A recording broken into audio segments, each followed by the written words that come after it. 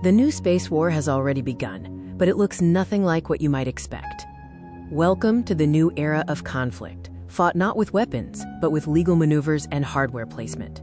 This war isn't being fought with kinetic weapons, lasers, or Marines.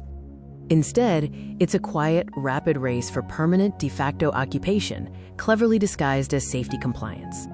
How is this possible? It all comes down to a legal loophole in existing space law. The Outer Space Treaty, or OST, explicitly bans nations from claiming sovereignty or de jure ownership over celestial bodies.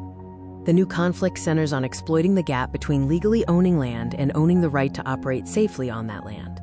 The central mechanic of this new war is the weaponization of the OST's non-interference clauses. The tactic is simple. A nation or corporation lands an asset, like a mining rig, on a high-value target, such as a lunar peak of eternal light.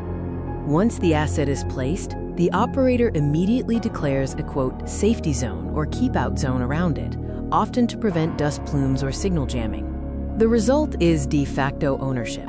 While they don't legally own the land, no one else can enter that space without violating international safety norms, effectively annexing the territory. This war is defined by speed, not firepower. We call this the first mover siege.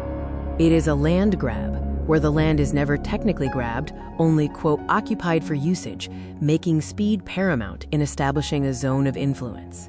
Once a strategic resource, like water ice, is actively being harvested, the operator gains a legal shield to exclude any competitors from that area. This creates a siege dynamic, where latecomers are physically locked out of the most valuable economic geography, not by armies, but by rival infrastructure, forming a bureaucratic siege.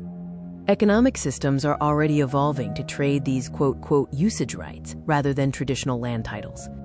The war is a struggle to accumulate the largest portfolio of priority positions, establishing a new market of de facto sovereignty.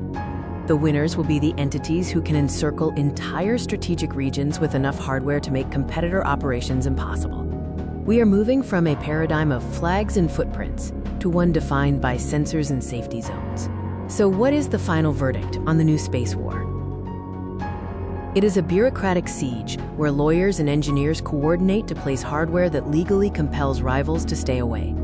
It is a war of squatters' rights on a planetary scale, where possession isn't just 9/10 of the law, it is the only law.